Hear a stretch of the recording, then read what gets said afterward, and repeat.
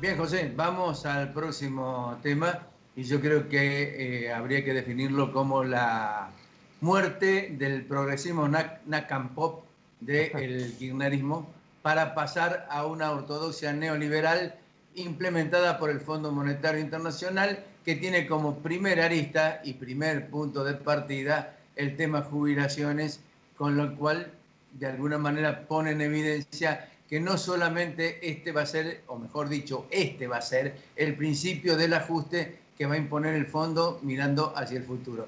Y para Sí, hablar de este tema, sí, te no, escucho. no, además digo del descongelamiento de las tarifas que vendrán a fin de año, del Sí, IFE, del sí, ATP, todo va sí. mostrando que van a achicar la cantidad de plata que estaba moviendo el Estado en cuanto a su egreso, ¿no? Exactamente. Pero para el tema jubilatorio vamos a hablar concretamente con quien fue el último presidente de la Caja de Jubilaciones de la provincia de Córdoba, con el organismo estrictamente ajustado al régimen de la Caja, es decir, con la integración del directorio entre activos y pasivos, que es el contador Moncada, que está en línea precisamente en este momento. Contador, ¿cómo le va? ¿Cómo anda?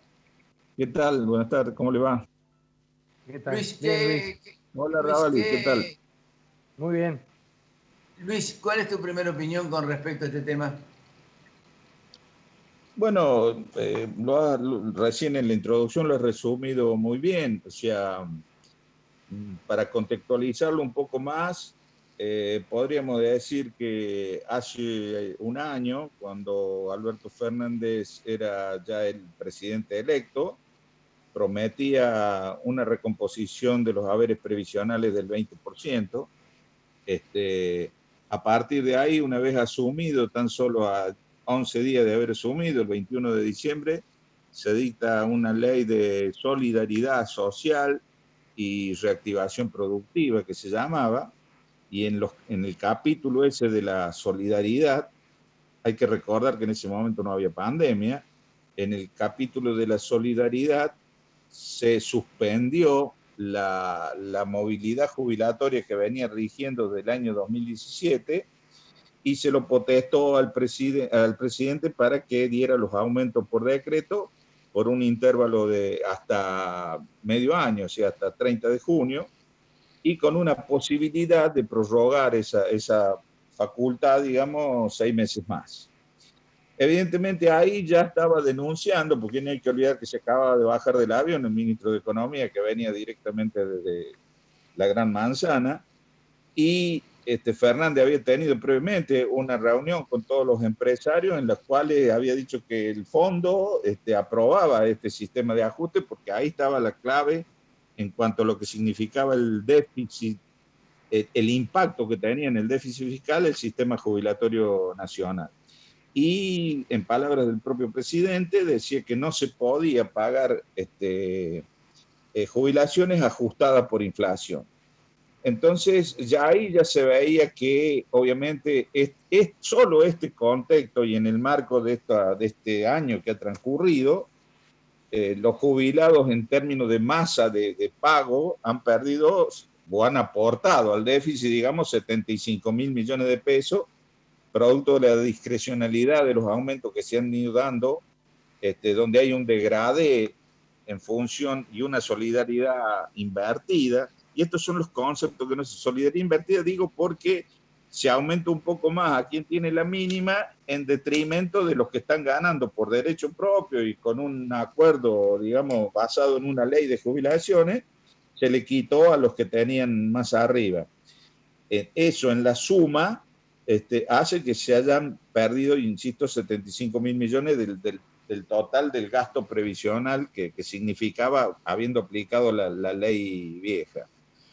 Y ahora, cuando ya está venciendo este plazo, porque está venciendo el plazo de la prórroga de esta ley, la pandemia les ha venido con anillo al dedo porque habían prometido hacer una comisión, que esa comisión se tenía que reunir para fijar una nueva ley. Pasaron los 6 meses, esa comisión tuvo 2 reuniones.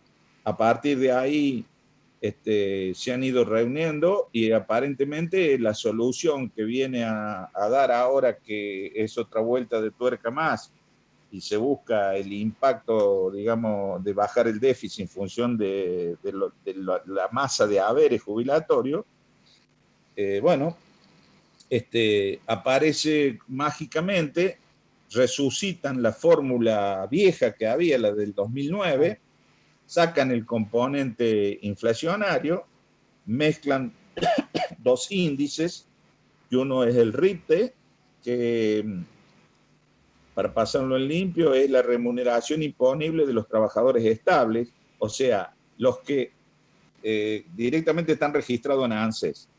Y eso tiene un 50% en el componente y el otro 50% va contra recaudación. Usan el RIPTE y no usan el índice de salario del INDEC, porque el índice de salario del INDEC tiene en su componente los no remunerativos, porque existen los no remunerativos producto de las situaciones que cada uno de los gremios va logrando aumento. De manera tal de que es menor el impacto que se va a hacer en el propio jubilado, y a su vez lo enganchan con, digamos, ellos dicen, para garantizar la sustentabilidad, no puede lo que se recaude superar lo que se aumente. Entonces eso va a generar sustentabilidad del sistema. Obviamente que lo que están poniendo la plata son los propios jubilados. Claro, acá Esto es la más o única menos forma el concepto. La única forma, Sí. Luis, digo que para que le funcionara al jubilado nacional estamos hablando, es que no hubiese inflación y que fueran mayor los aumentos salariales, si no siempre va a estar perdiendo. Lo que pasa es que hay una confusión en el concepto de lo que significa la solidaridad, la seguridad social respecto de la parte de acción social, digamos que es muy característico en estos gobiernos peronistas. O sea, acá lo primero que se echó mano fue a los haberes jubilatorios. Después vinieron todas las otras cuestiones, RIPTE, asignación universal, todas esas cuestiones que salen de la misma caja. O sea, mientras ese gasto social in totum, digamos, no tenga un sentido un poco más eficiente y no que caiga siempre sobre la espalda del pueblo, que es aquel que realmente tiene el derecho consolidado a través de una ley, donde ha trabajado 30 años, donde ha aportado, donde ha cumplido la edad jubilatoria. Y a ese es al que se le cae siempre por el concepto numérico de lo que es considerar eso como un gasto, digamos, y no como una cuestión social y que tiene un derecho adquirido porque ha aportado toda su vida laboral. Y se lo compara con todo lo otro, y por ejemplo, para poner una cuestión que puede ser polémica, pero el famoso IFE, bueno, digamos, está bien, por pandemia se decidió esta cuestión, pero hay un IFE que se nos está colando por la frontera de Bolivia, se nos está colando por la frontera de Paraguay. Entonces, si no hay eficiencia en ese gasto y únicamente, digamos, la eficiencia vía recorte de los jubilados, hay un criterio, digamos, mal generado de lo que significa la previsión social. La previsión social significa que una persona ha aportado en función de su trabajo y por eso logra un derecho adquirido. Y cuando tiene ese derecho adquirido, empiezan los recortes sobre ese derecho adquirido. Y estas cuestiones, evidentemente, terminan en juicio, porque esto es lo que siempre ha sucedido, y bueno, y termina poniéndole Estado al último, porque no hay un criterio digamos, claro de lo que significa la seguridad social con la asistencia social. Acá se confunden esos conceptos. Yo no digo que no tiene que haber asistencia social, pero tiene que ser eficiente, no en función de esto, de la masa pasiva que es la que tiene el derecho adquirido, en definitiva. Ahora, Luis, hay dos datos significativos que quería preguntarnos, que quería que nos comentaras. En principio, hay un fondo de garantía de sustentabilidad con bonos que se están utilizando de alguna manera para tratar de frenar el contado con liqui y utilizarlos también para bajar el nivel del dólar, el dólar blue, o ponerlos más o menos parejos. Pero además hay otro dato significativo. Si se va a hacer con respecto a la recaudación, hay 4 millones de desempleados, 40% de informalidad.